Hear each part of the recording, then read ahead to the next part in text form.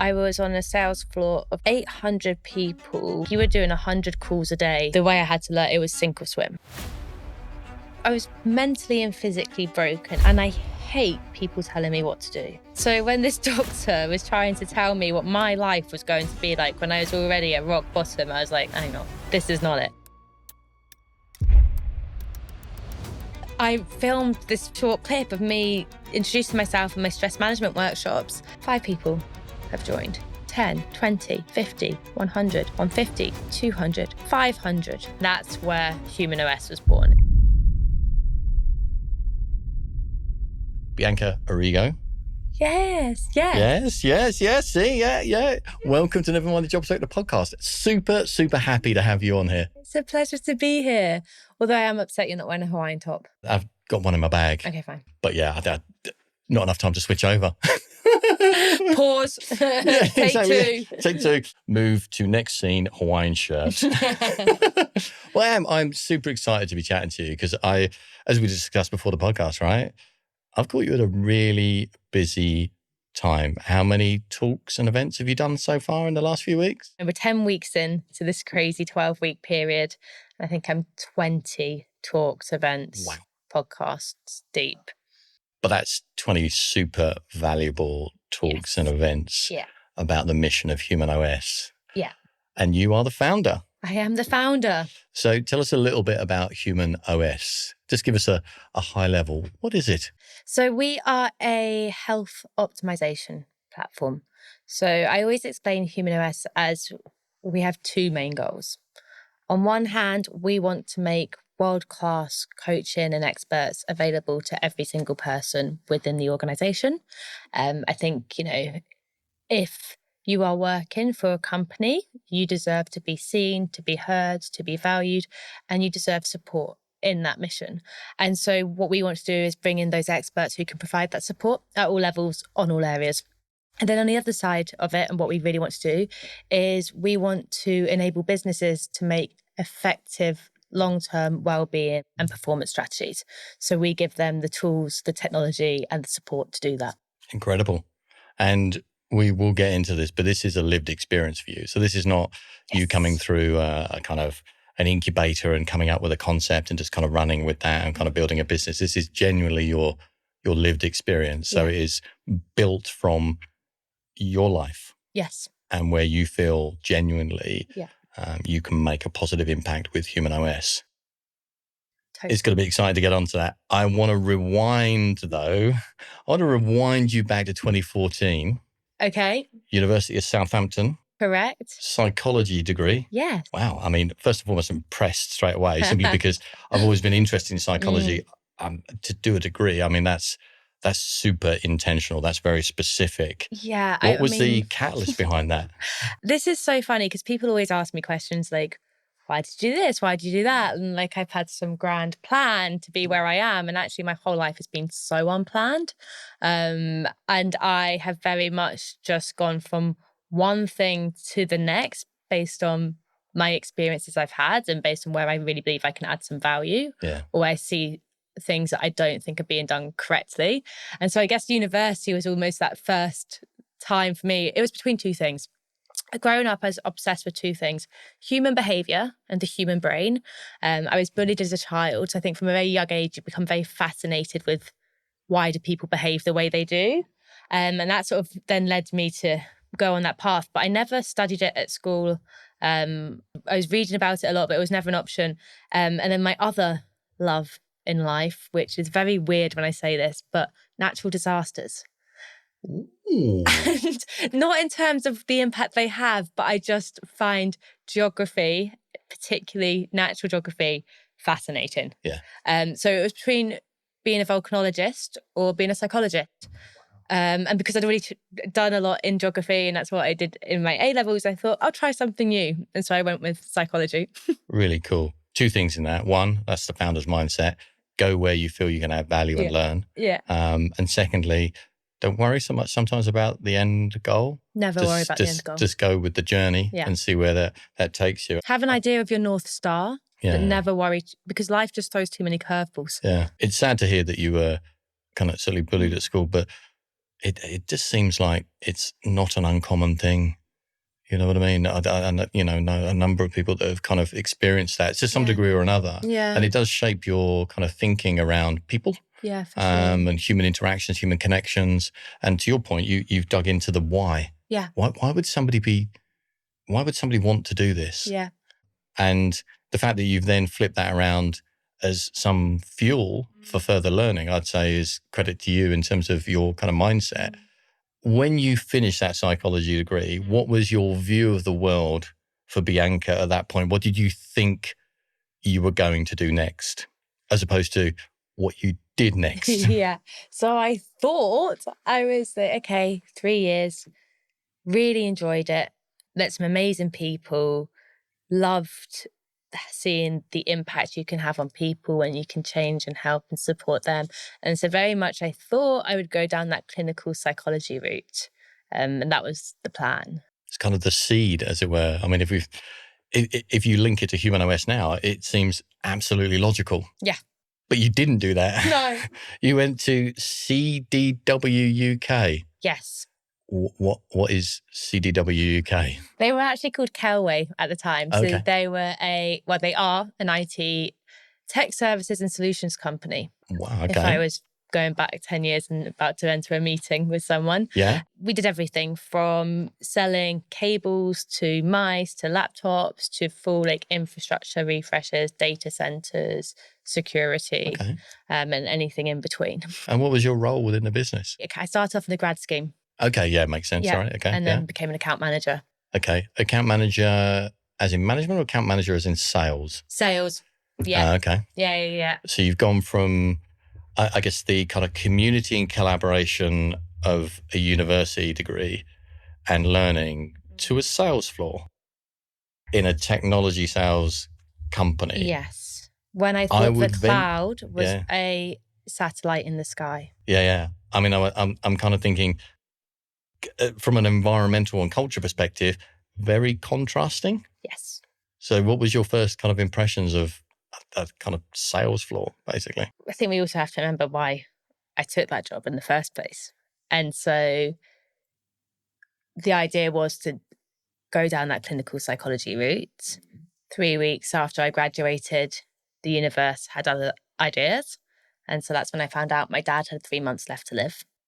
Whoa. And so that was then the catalyst. So 3 months passed. My dad was a really healthy man. Yeah. He never had a cigarette. He wasn't a big drinker. He was out on his bike every morning in his Lycra, which we won't talk about. But he was a really healthy man. And so the next 3 months, it was a huge shock to him, to us.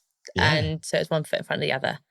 And after those 3 months, he said to me when we were lying in bed, and he was pretty ill at this point, and we didn't know how long he would have. And he told me that I had to go get a job. Wow. Okay. So out of the degree, thinking about the kind of clinical route, and then you get this kind of, personal trauma, which is completely, nobody saw it coming. No. Completely unscripted. Yeah. Do you remember when you found out? How was that communicated to you? Was it a process of your dad kind of going in for some tests or something like that? I mean, how quickly did you discover that? He started getting ill in the summer. It all happened really quickly. So he started becoming unwell. And then within a few weeks, I think it was, he was told, you've got 3 months left to live. And it all just happened really quickly. And then those next 3 months we took, and he was still alive. And he was my best friend in the world. And so for him, he was like, we don't know how long I have, but I'll tell you one thing, if you're going to sit here and wait for me to die, you can think again.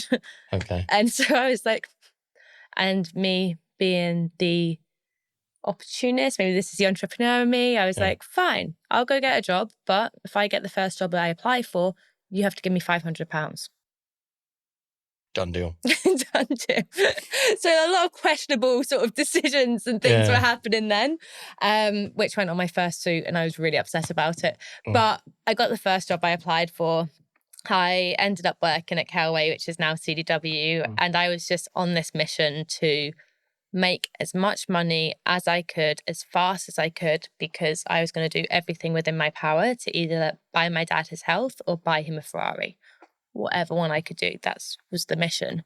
So, going back to being from that university, then suddenly being on this very male-dominated, aggressive sales floor, selling something I knew nothing about. There was so much going on and the motivation was so strong to do well, it all became irrelevant. Yeah. I mean,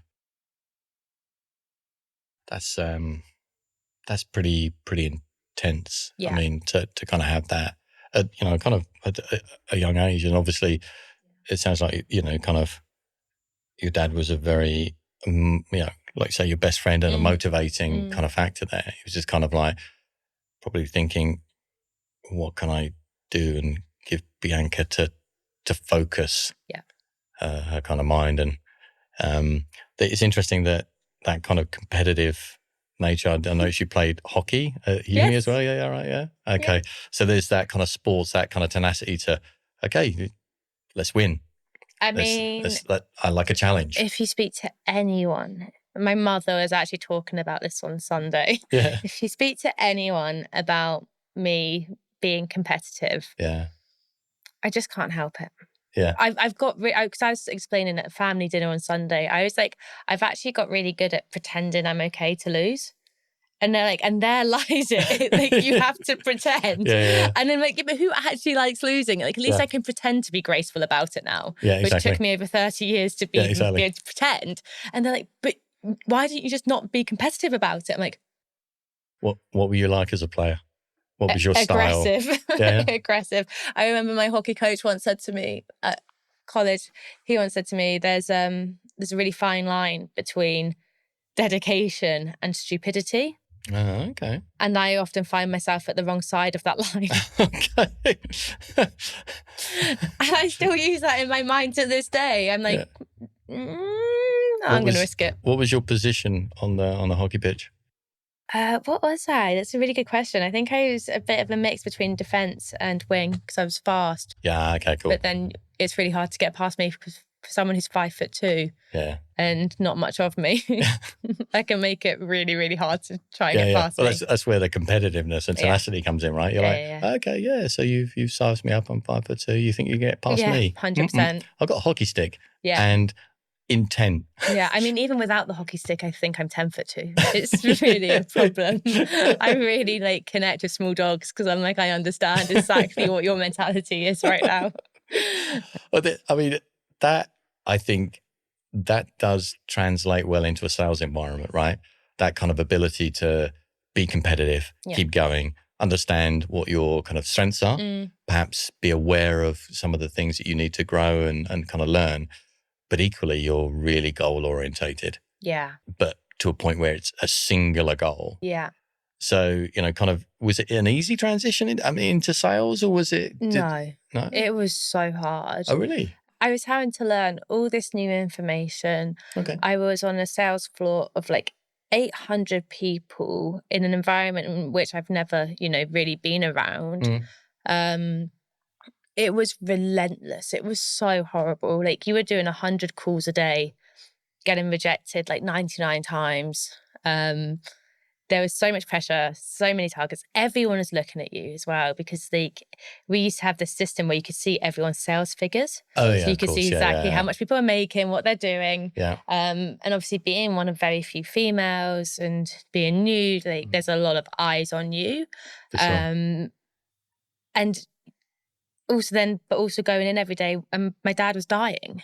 So you have so much on you anyway, and there's so much weight and it means so much more, but then people don't know that. So it's almost and it's, those old school, really male dominated environments that you have to be very thick skinned.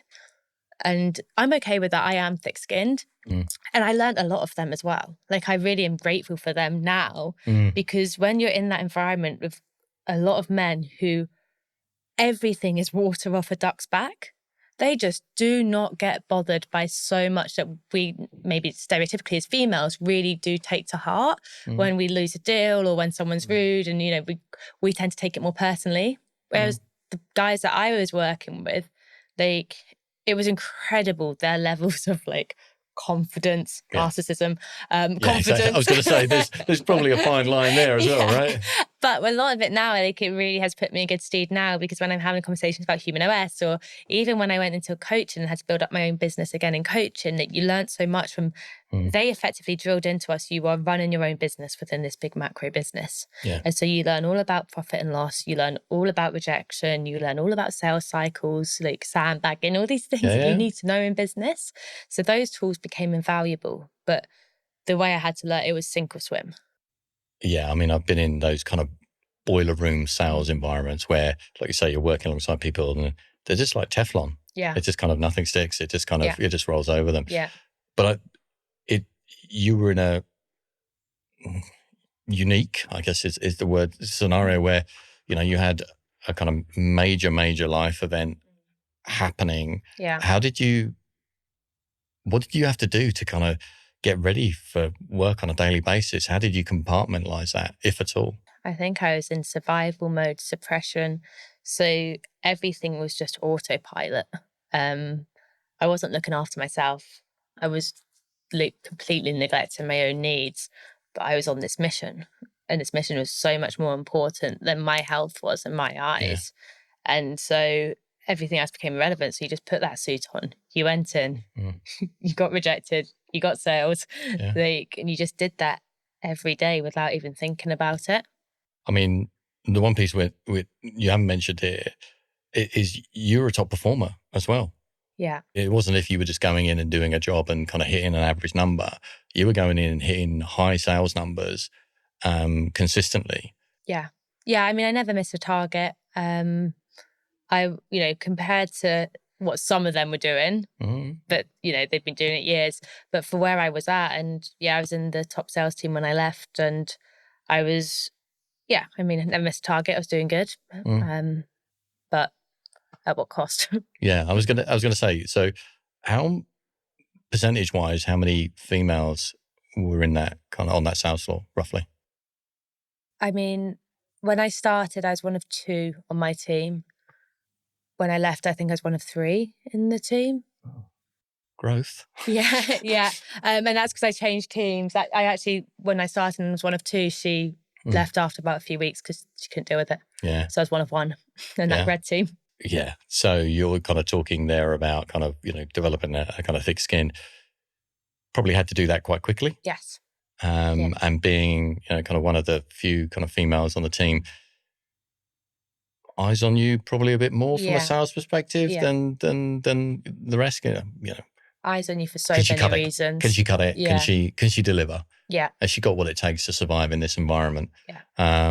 Along with probably, if it's a proper boiler room sales environment, you're surrounded by a lot of misogynistic, patriarchy jokes, and you just got to laugh along, right? Yeah. How was that? It's a really interesting one, because now I have my own team and so many incredible women who I really want to support their growth, and they're so important to me.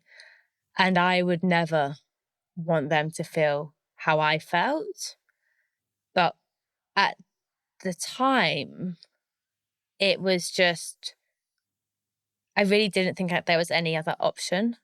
And I think it's tough, because I don't want to like blanket everyone, that they were sexist or rude or misogynist or whatever. There was some like that. There were just some who were stupid and didn't have a good sense of humor, and actually didn't mean probably as much untoward as what it did cause and the impact it did have.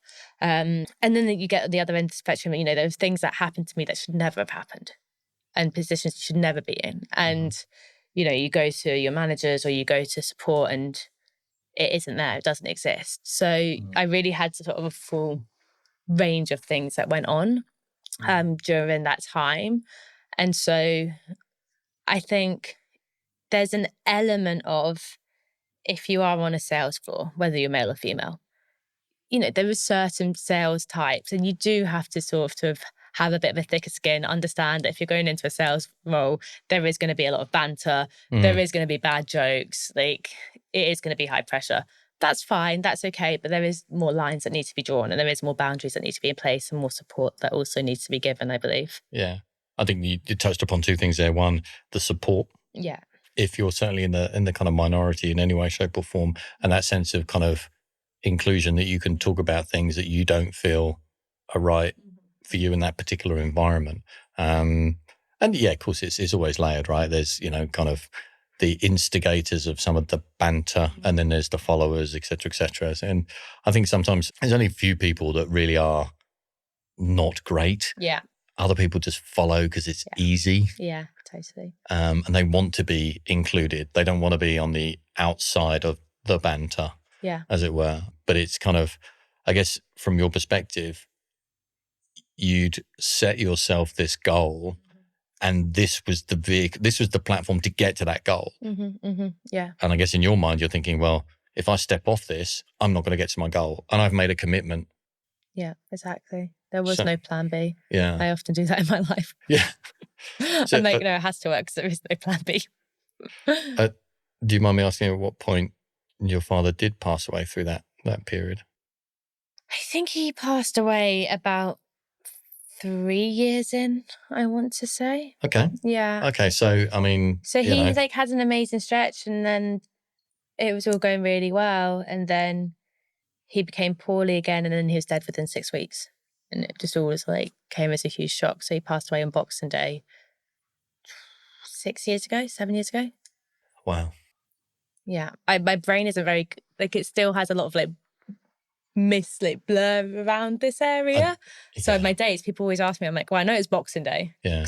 He'll be secretly really annoyed it wasn't Christmas Day. No, he didn't do one on Jesus. He's like, yeah, as an Italian Catholic, he really wanted that day.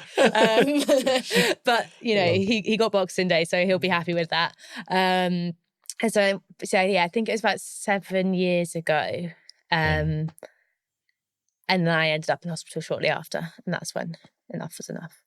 I was going to say, I think everybody would forgive you for not remembering, the clear dates and kind of jotting it down in your diary. Yeah. Oh, I've got to pop this in. Yeah. And then, so that would have been roughly 2017, 2018. Yeah. So 2017 going into kind of 2018, I guess. But you kind of stayed on at what is CDW. I mean, it looks like you were there for at least another kind of 12 months. I mean, I think it lasted about 6 months.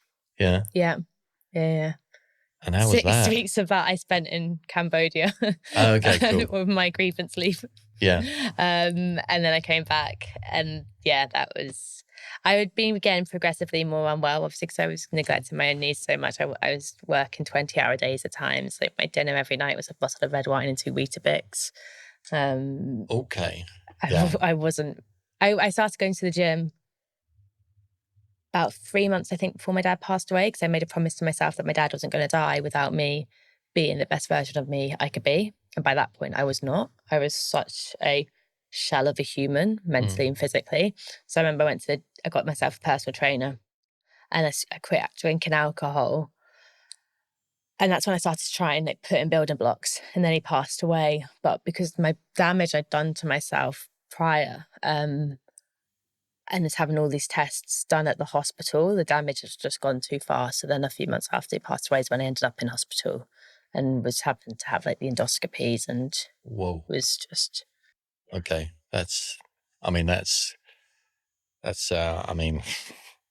So, kind of obviously dealing with grief. Yeah. Which we all know, there's not a beginning and an end to that. No. And then you've got, this challenge of your kind of physical health and mental health as well. You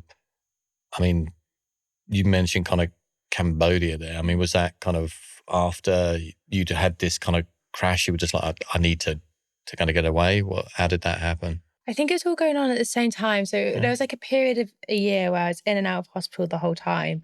And with my 10,000 hours of coaching experience and everything, I know now, being a stress management specialist, I know exactly what is going on. Yeah. But it was a combination of not looking after myself, not eating correctly, not exercising, not doing anything to manage my stress and the grief. And that combination, and how high my cortisol must have been, I really was just in complete burnout, but because I was on this mission, I just was ignoring it. So it got to the point where I could no longer digest my food. I couldn't sleep lying down. I had fibromyalgia and I was in pain from head to toe. I was getting so many tests done and the doctors like couldn't work out what was going on. Yeah. And then it got to the point where I hadn't slept in weeks and the doctor said, you need to go get this emergency endoscopy. Like, we need to see what's going on. And basically where my cortisol, so my stress hormone cortisol was so high that it had effectively all my stomach walls had broken down. Yeah. So I no longer had a functioning stomach. So when I was trying to eat, I couldn't digest my food. And that's why I couldn't sleep. And that was leading to all the pain. And so they said that I'd have to have endoscopies every 6 months for the foreseeable, potentially for the rest of my life, and be on medication for the rest of my life. And that was the moment where I went, okay, enough. mean, that's a pretty hard stop, right? Yeah. And how did you start to see a way forward? I mean, because that's a lot. Yeah. That's a lot to happen in a kind of short period of time. We're talking about, kind of maybe a sort of 12-month period, but it's all consuming. You've got, these kind of health challenges. You've got the kind of doctors sort of saying, oh, this could be a never-ending thing for you. Yeah. You're kind of dealing with, or trying to navigate grief. Yeah. Where did you manage to see a way forward? What was there a moment or a number of things that kind of, or was it just like, I need a hard reset here or else life's going to get just more challenging? Yeah. I mean, I was mentally and physically broken anyway. And I hate people telling me what to do. And so when this doctor was trying to tell me what my life was going to be like when I was already at rock bottom, I was like, hang on. Okay. No, this is not it. And so I think obviously I quit the job and I spent a year traveling and I went everywhere and I bought a tuk-tuk in Sri Lanka called Tina. And I traveled Sri Lanka in this tuk-tuk. Amazing. I went and lived off an east coast of Australia, where on an island where you get no phone signal, off a bed that I made out of recycled crates that come out of the ocean. I really just went and removed myself as far as I could from London. And there wasn't any plan. There wasn't any goal. There wasn't okay, I'm going to do this exercise routine. I'm going to eat this. I'm going to do... It was more just then okay, how do I find peace? How do I stop this pain? Because this pain is so overwhelming and heartbreaking and just torture. What do I do to try and find a way through this pain? And that was the only goal then. It was okay. And then I started becoming more obsessed with the whole stress thing. And I'm like, wait, so how has stress done this to my body? Why are we not talking about it? If it is stress that has done this, why are we not taking stress seriously? And that's sort of what I didn't realize at the time, obviously, was the first light bulb moment in my obsession with stress and the impact stress has on the body. Then it was okay, if my body's in this place and my stomach's not working and they want me to take this medication, have this endoscopy, what do I do for my stomach? And then I learned about this thing called the gut. Again, and now with my coaching hat on and giving so many talks on gut and gut health, and all the nutritionists on my team will laugh because I'm just always talking to them about gut health, and they're you're in the wrong profession, they can't be one of us. And so I was okay, gut, right, vegetables, fruit. It sounds so simple, but it was just these little things then that so I started trying to fix my body through what I was reading and the research I was doing. I was trying to manage my stress, but actually at that time I thought I was, but I wasn't. I was still in so much shock. I actually think it took me a few years to learn how to start doing that. And only really in the past couple of years, I've actually started to take that part a lot more seriously, consciously, even though I thought I was doing it then. And so then, it was just all those sort of building blocks, and then started to find my way through it all. And then, it kind of almost, for me, there's that kind of cycle piece where Bianca in the psychology degree, learning, trying to understand, then you've gone into almost goal orientation mode, really focused on hitting a goal, consuming information you need to hit that goal. And then, kind of unfortunately life sort of said, okay, this is not sustainable. Now there's a hard reset. And then you've gone into kind of education mode again. You've kind of almost okay, let me learn about this, because the competitive side of you, the resilient side of you is I'll take your advice, but I'm going to validate that for myself. Yeah. Thank you very much. Yeah. So the idea of being medicated for the rest of my life doesn't sound that particularly appealing. Yeah. And that's one opinion. Yeah.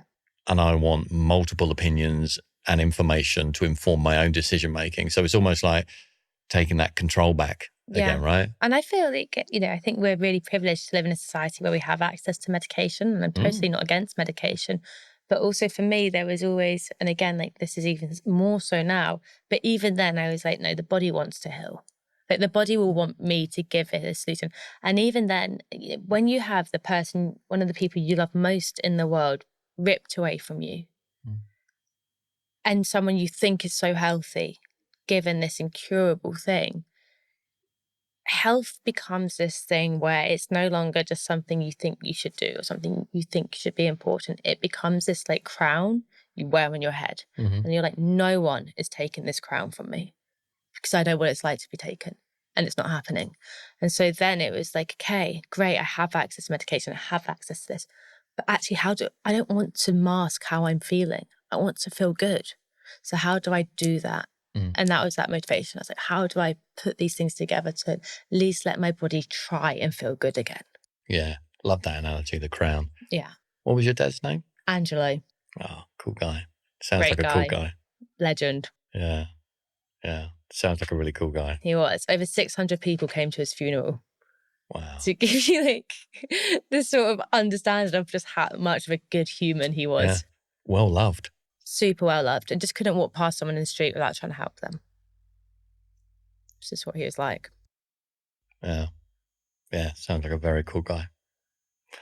So I don't want to move on from that too quickly because, the people that we love and we've lost, it's really nice to say their names out loud and remember them. You know what I mean? I just wanted to kind of pull that out because he's part of your story. Yes. But he's Angelo. Yes. And my brother will be listening to this, who's also Angelo, and he'll be like, yeah, I'm in there. Well, brother, you're Angelo Jr. Yeah, he is. Yeah, exactly. Oh, that's so cool. So the journey itself, right? Yes. It brings us to perhaps around sort of 2019 when you start to basically really, all this learning is now starting to come together, and there's a business born out of it, right? Yeah. Apparently. So at what point did you start to think, okay, cool, I'm learning all of this information, I'm wearing my crown of health and wellness, nobody's taking off that off of me. You could have probably stopped there and gone, that's me, I'm good. Yeah. I can take a really nice job now, and just kind of really be, kind of that steady state, that nice cadence. But no, you wanted to build a business. Yeah. So I didn't mean to originally. Tell me about that then. I came back to UK. I was living with my mum and her boyfriend. And I was like in my mid-20s. I've lived in the penthouse in Bloomsbury. I've travelled the world, and now I'm living with my mum and her new boyfriend, and I'm unemployed. All my friends are getting promotions. They're all getting mortgages. They're all getting engaged. Yeah. What am I doing? And so then I started work. I was like working for my uncle in his cleaning business at the time. So getting up at 4 a.m. and going helping him clean all the flats near where we live after being on like 6 figures in the city. Yeah. And I was like, Uncle Andy, you got to give me a job. Like, I don't know what I'm doing. Just give me a job whilst I figure this out. And I realized that, I had all this knowledge. I hadn't got any qualifications yet, but I had a lot of knowledge. And I was like, okay, maybe now if I actually go and get the qualifications, I can do something with this knowledge. So I was like, okay, I'll go get my personal training qualification. I'll go get my life coaching qualification. I'll get my CBT and mindfulness practitioner qualification. And so did that. So the goal at the time was just to help one person go through what I'd gone through and have the knowledge and the support that I did not have. And this was sort of pre-pandemic. So this was before everyone was looking at health in a very holistic manner, and before every 21-year-old was a life coach. And so, and we'll leave that one for later. But I started working with individuals And I went and got my qualifications. From that, I landed a really good job at a really high-end PT studio. And then I started PTing people. And the goal wasn't to be a PT. Like, the goal was just to help someone. And then through doing that, I realized, it wasn't enough for me. I was like, I'm helping these people. But again, these are only the people I'm helping if they're lucky enough to be able to afford this sort of training. And I wasn't cheap because I knew my worth and my knowledge. And so then that sort of didn't sit great with me because I'm like, there's so many more people that should be able to access these things. I was like, and actually I'm still then sending these people into these environments each day that we do so much around their mental and physical well-being. And then they go into these environments that are completely at the detriment to their health. And it just wasn't sitting right. But I didn't know what the next step to that looked like. I hadn't planned that far ahead. And then the world went, curveball time. But not just for me. That was for everyone. And then in came the pandemic, right? 100%. And so when the pandemic struck, was like, okay, all the gyms are shut. Someone said you need to download a Zoom. I went, what's a Zoom? I wish I had shares in that company now for I don't know. I must be one of the top users of Zoom ever. Yeah. I just can't believe there's anyone. If they do percentages of top users, I must be in the 0.1%, let me tell you. But at the time I was like, oh, what's a Zoom? Yeah. But my business was growing because I was doing so much around the holistic piece and people really needed that then. My coaching business continued to grow. Amazing. And so then I was having to employ other coaches to help with the demand that was coming in. But then what it allowed me to do when most people were baking banana bread, I saw this opportunity. Yeah. I was like, hang on, corporate companies can't take their employees to get drunk right now. Can't take them for dinners. They can't take them on holidays. They need to be at least even pretending to look after them. Yeah. So I was like, I'll start doing talks. So I know enough now. I can deliver a talk. I actually had this conversation the other day with one of Tony Robbins' right-hand men, who's a speaker coach. Right. And I was like, oh my gosh, if I tell you how I started my speaker career, and he's like, you have to tell me now. And so the coaching business was growing, saw this opportunity. I was like, okay, I'm going to start speaking. I went onto Amazon. I bought lights, cameras. I was living in a really small flat with my little brother and my fake little brother at the time. And it was a really small flat, the three of us. So there wasn't enough room to have offices, things like that. So every morning I'd pick my mattress up and I'd put my mattress in the hallway. This was about 4 a.m. My bed was on wooden slabs. Yeah. So I'd flip the slabs up and then I'd bring the light in and I'd bring the plant in from the living room to make it look like a studio against the white wall. My underwear drawer was the highest drawers I had. So I'd put the camera on top of the underwear drawer. Honestly, if anyone looked in, they'd be like, what is going on in there? And I filmed this short clip of me introducing myself and my stress management workshops. And I sent it to CDW. And I was like, if there's any company I know and know their employees inside out and I can add value to their employees, it's this one. So I sent it to the COO and she was like, absolutely, would love it. And so I put a price on it with absolutely zero market research and zero sort of business plan. Yeah, I was like, that sounds good. Sure, I'd be happy with that. Yeah. And they said yes. And I was like, great. And they booked the talk in for the next week. And we were on Cisco WebEx. 5 people have joined. 10, 20, 50, 100, 150, 200, 500. And this number just kept going up. Wow. Please tell me you priced it by person. I wish. I wish. But priced it by attendee. You know what I mean? And that was my first talk. It was to over 500 people on my underwear drawer. Yeah. And, so when people say oh, how did you plan your business, this and that? I've just planned on where can I add value? Yeah. What do I think needs to happen? And how can I help make that happen? Yeah. And so it was that transition from the coach into wanting to reach more people. But so then that was the first seed that was then planted for, oh, hang on, the corporate world needs this and more. I was going to say, right. So in that kind of PT world, and knowing what we've discovered about you through this conversation, you're about magnifying your impact and the inclusion of people having access to it. So being a high, kind of high-end kind of PT and, kind of you must have felt like you're just kind of resetting these people, because you're basically kind of doing a lot of work with them, sending them into their work environments that are kind of basically putting them through the ringer, and then they're coming back to you on a weekly basis for that reset. Yeah. And you're like, well, surely I've got to deal with the whole piece. Yeah. So the place where they spend a lot of their time, not just the hour and a half, 2 hours there with me. Yeah. So yeah, 500 plus people. And how did that first kind of talk go? How did you approach it? How did you prepare for it? I have no idea. I really can't. I found the deck about a year ago and I couldn't even look at it. I was like, oh, holy moly, I did not do that. But it worked. And I just started getting referrals. Yeah. And, it just grew so quickly. And for me, it was at that time, because I didn't know what I now know about like the current solutions and EAPs and the huge problem we have there around like engagement and actually the value added. At this point in time, it was just purely based on how can I reach more people to try and help more people. And so, and for me as well, as I like working hard. I love high performance. I don't want to go and just necessarily help people manage their stress or, help people who want to work less hard. It's more, no, how can we work hard but do so sustainably? Yeah. How can we work at a level where we are doing incredible at work? We have amazing relationships. We're moving well. We're eating well. We're feeling great. Like, how do we do that and make sure we are doing that sustainably? And so we don't just drop off a cliff, or we don't then run into burnout. We don't run into problems, And that's what I wanted to do. Is like, how do I get actually people to rethink what is high performance?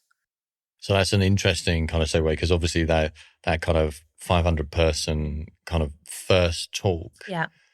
That's you giving a lot of value, helping people with, and maybe providing some kind of mechanisms and approaches to help themselves.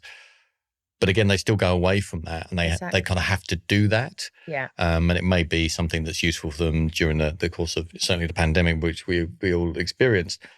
But at what point did kind of, I guess, a bit more of a structured proposition for high performance, as in HumanOS, at what point did you start to think, okay, well, there's probably something more here? Yeah. So I was doing talks for a couple of years, and again, it was doing really well. It was growing. I was making great money. I was building a great name.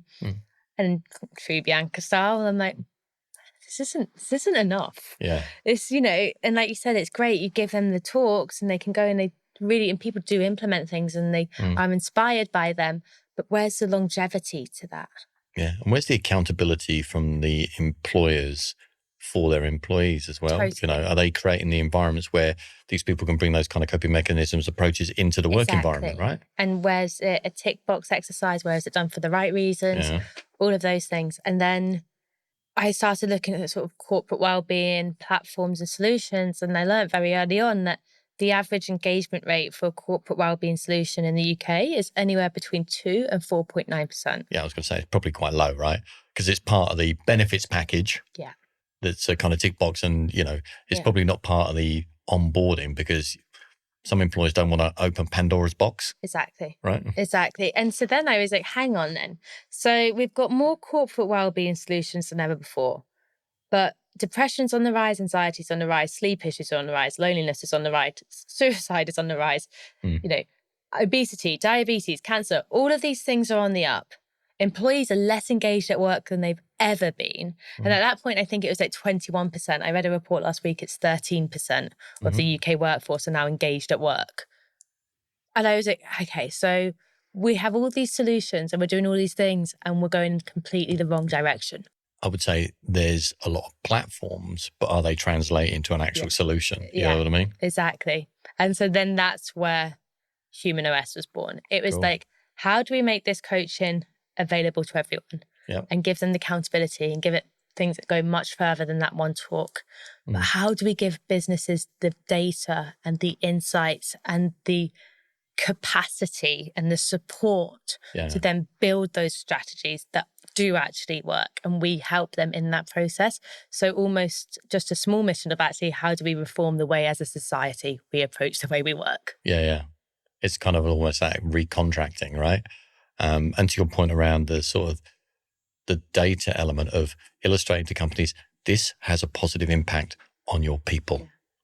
this is incrementally improving their well-being, their motivation, their behavior at work, their productivity. This is an incredibly important thing. So to be able to illustrate that through data and ultimately, kind of give them the kind of support and coaching. The majority of them don't care. Yeah. Do you find that kind of that they're just kind of, oh yes, we've got a kind of well-being and kind of mental health policy, that supports our people. And you're like, okay, cool. That's a bunch of words. What does that translate to in terms of action? I think it's really complex at the moment as well. I think for a lot of businesses, we've gone through the pandemic. There's a lot of businesses that are still in sort of survival mode. People generally are in very risk-averse appetite states. Mm-hmm. They don't necessarily want to spend money. They definitely don't want to spend money on new solutions that haven't been done before. But also in corporate well-being as well, I do really empathise with the sort of people at the top of the businesses that they have been burnt so badly previously. They've been sold all these solutions that are ineffective. And almost there was this boom of corporate well-being companies in the pandemic because so many people just spotted an opportunity. Yeah, again, it comes back to that point. They've been burnt by buying a platform. Yeah, exactly. That they think is a solution. Totally. But it is, in actual fact, it's just a platform. 100%. And so, there's a bit of a bitter taste in the mouth. There's a lot of companies who have done really well by doing what they're doing, so they don't necessarily think they do have to change. And so there's a lot of education that needs to be done there as well.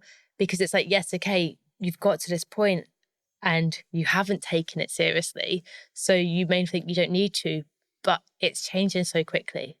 And the people keep on talking at the moment around like Gen Z in the workplace and how, they clock off at 5 p.m. and they want to work from home on Fridays and they want to work from Bali and whatever it may be. And, we're at this really interesting time where you've got this generation, you've got the biggest generational difference in the workforce anyway, because people are retiring much later because of the world and the economy. You've got this generation that's come in that have grown up in such an instantly available world. Resilience in under 30s is 30% lower than any other age group. Females under 30s are at 20% higher risk of depression than anyone else. And it's not good enough just to say, well, we need to work on their resilience, or they need to understand that things don't happen overnight. Yes, absolutely. But let's not forget, we're the parents of this generation. Yeah. They haven't just come out the womb and they're like, woo, I've got no resilience. Life is great. Let me work from Bali and be CEO next week. Like, we've created this. So it's our job and our responsibility actually, equally, if we look at the boomers and individuals who have had to work so hard to get to where they're at, you do understand that. I can empathise with that. But if that was the correct way, then we wouldn't be seeing all the health issues we are seeing. And all that, mental and physical problems. But actually, if you can get these two generations to communicate, there's right approaches in what both are doing and incorrect approaches in what both are doing. Some of those stats are just kind of incredible. The one that we discussed when we chatted the other week, which was people under 30 are the most lonely age group. 16 to 29-year-olds are 2 times more likely to be chronically lonely than over 70-year-olds. And you just kind of think, so this is data that's illustrating that we have a challenge we need to face. And I was just thinking, if I'm, so put myself in the seat of like a founder leader of a kind of startup company, and I kind of want to do something around kind of mental health and well-being. How's HumanOS gonna help me? And I'm a bit nervous. I'm like, I don't know, kind of from a cost perspective, I need return on investment. How are you approaching those types of conversations? Yeah, I think what we try and do is we try and really understand the customers firstly. And I think, I can sit here with my HumanOS hat on, and of course I'm going to do that as a founder. But actually, there's a lot of newer companies who are doing this really well. And so whether it's HumanOS or whether it's like another provider who does look to be doing this in the right way with the right approach, it's about, actually understanding that there are companies trying to do this properly now. And you may have been burnt in the past, but, it is changing. For us, we try and do a lot and really understand the organization, understand where their bottlenecks are, where their challenges are. We do a lot around understanding like what is the talent you want to be attracting. So like I said, Gen Z, yes, they come in and they think things are going to happen more instantly because they've always lived in this instant environment where one finger and they've got a taxi, one finger they've got a pizza, one finger they've got a date, like whatever it may be. There is no delayed gratification. So, you know, you do have to teach them that.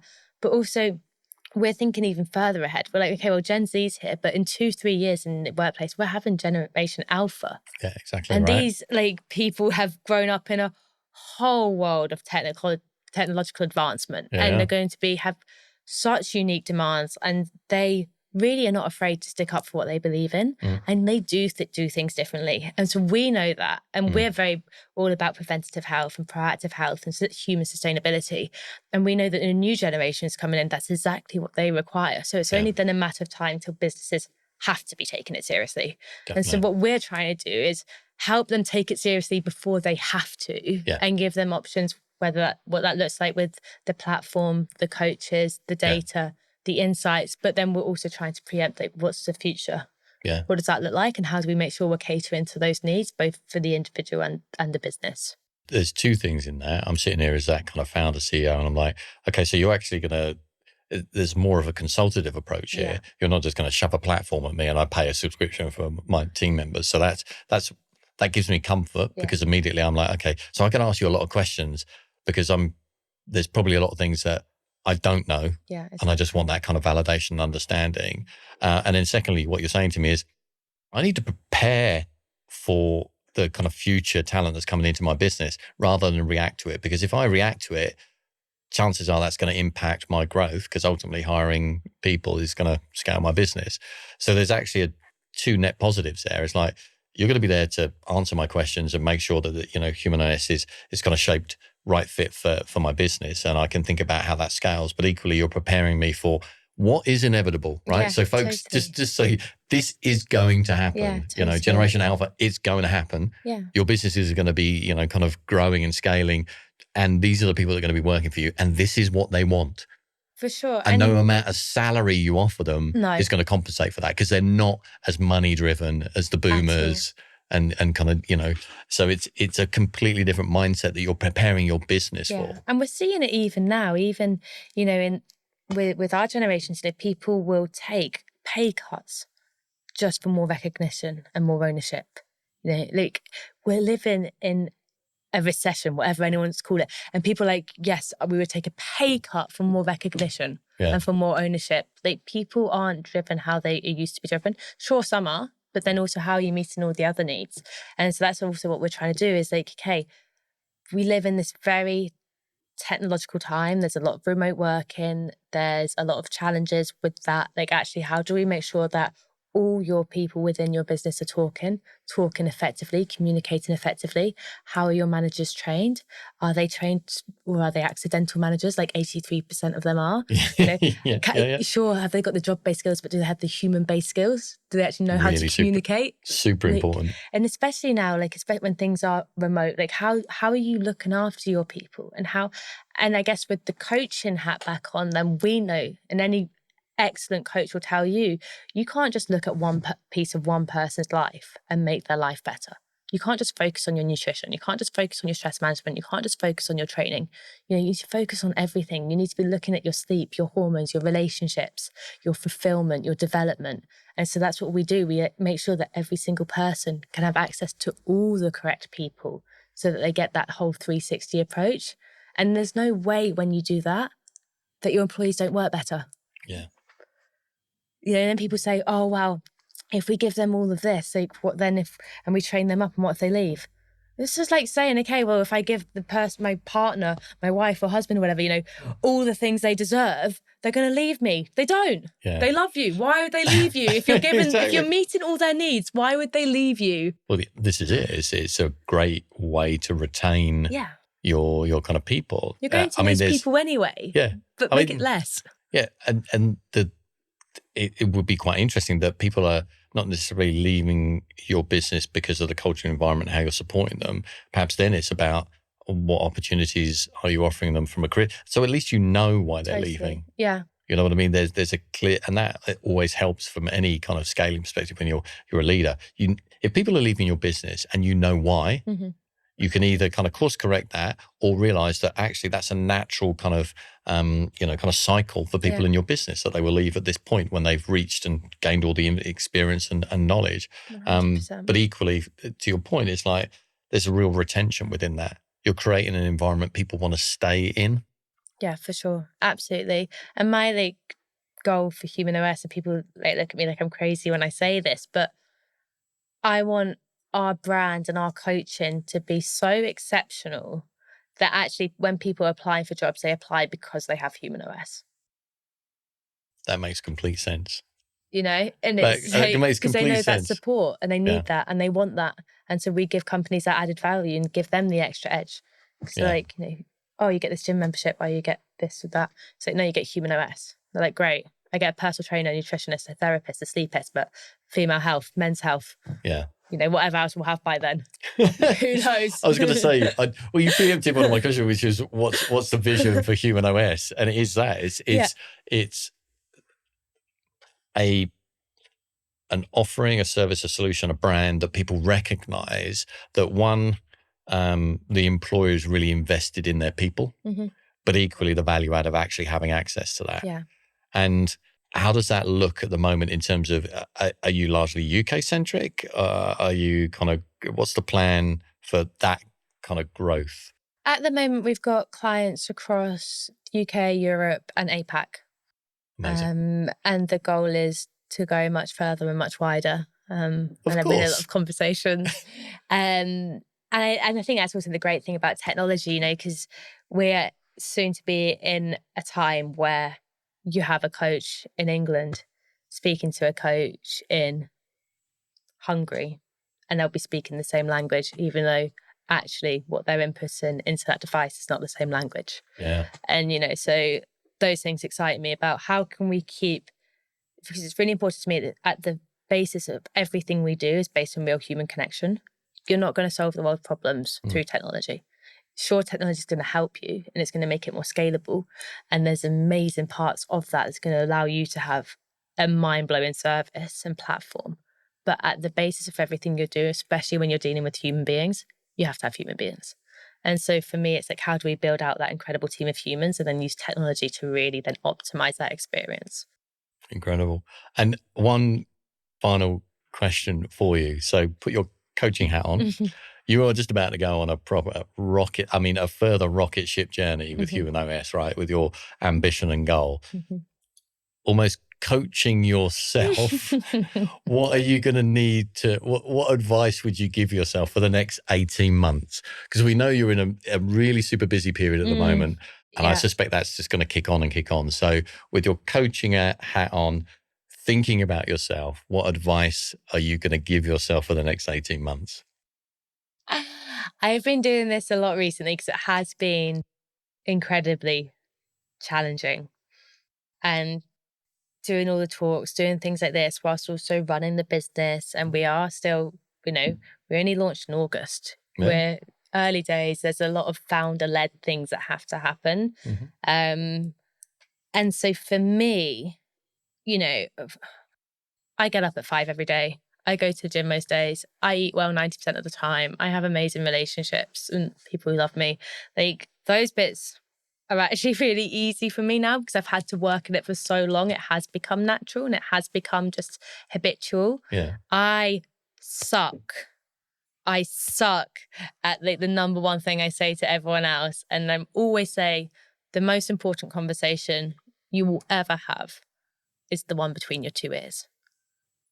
And it's the first voice you hear and it's the last voice you hear. And so what does that conversation sound like? And so I've been making a real conscious effort, and it probably will be the focus for the next 18 months, is just to make sure I'm treating myself how I treat other people. I'm doing this new thing at the moment where I'm trying to find everything more fun again. I think you can get, especially when you're a founder and you're so caught up in your business, we can forget how much we're learning. Actually, whatever your job is and whatever your role is, you get so caught up in the stress and pressure of it, you forget you're just learning. Have fun with it. If it fails, it fails. If it goes wrong, it goes wrong. But actually focus on how much fun it can be. And so that's what I'm really trying. I'm getting up in the mornings and I'm going, what fun are we having today? What am I going to learn today? And every time something goes wrong at the moment, I go, what have I learned? What have I learned? And so that is like the focus at the moment, is just try and have fun with it. Fun and learning. Yeah. Amazing. We take it too seriously, don't we? Well, this has been a really fun learning experience for me. So Bianca Errigo, thank you so much for being on Never Mind the Job Spec. I loved it. Thank you for having me. Pleasure. You're a rock star.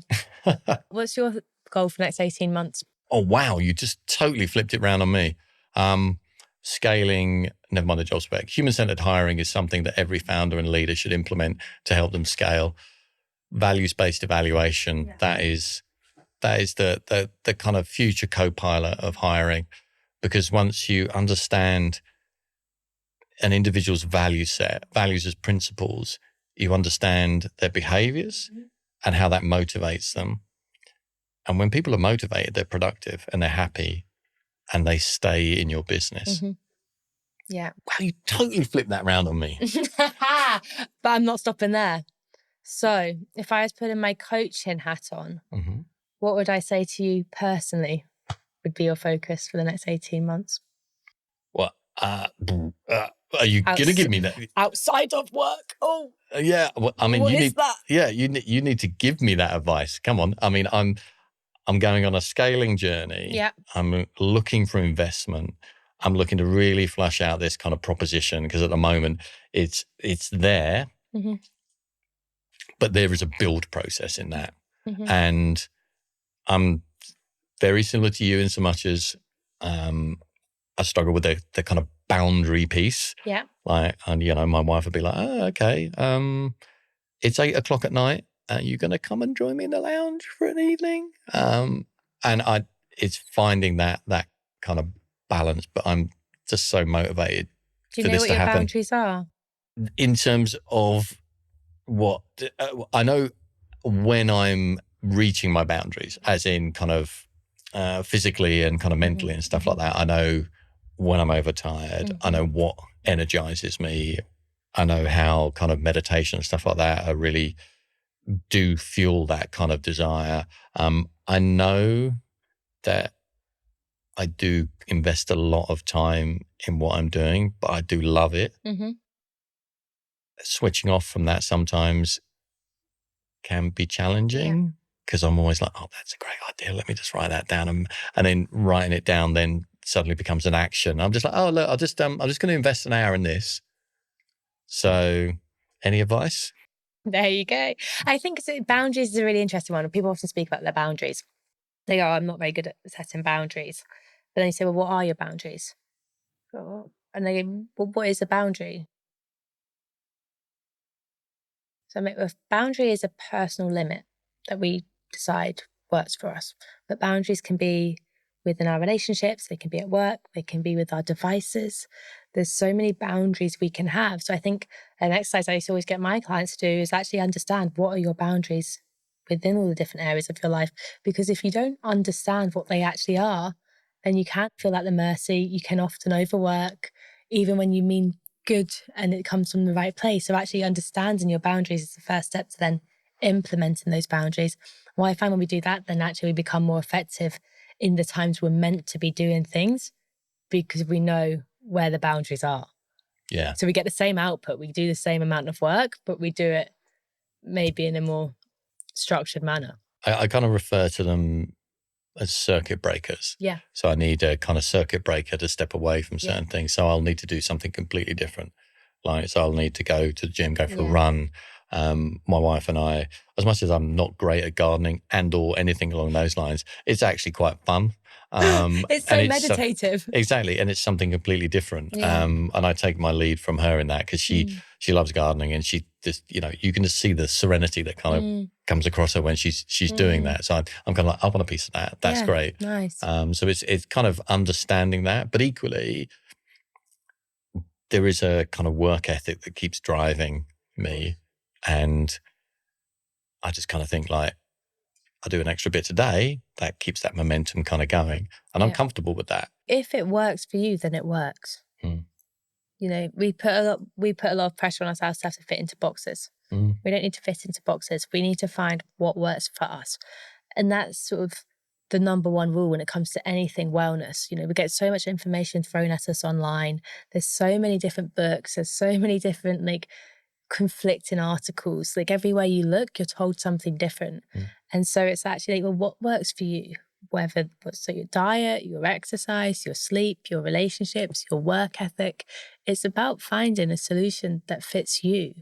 And so if you're happy and it works for you, then that's the right thing, as long as you are being true to yourself and you do believe it's the sustainable approach. Amazing. I got some free coaching. That's incredible. Thank you, Bianca. I might be a bit rusty. Not at all. But this genuinely has been a super enjoyable chat. And I loved the bit at the end there, a little bit of kind of coaching, flipping it back on me. Loved that. You're welcome. So thank you very much.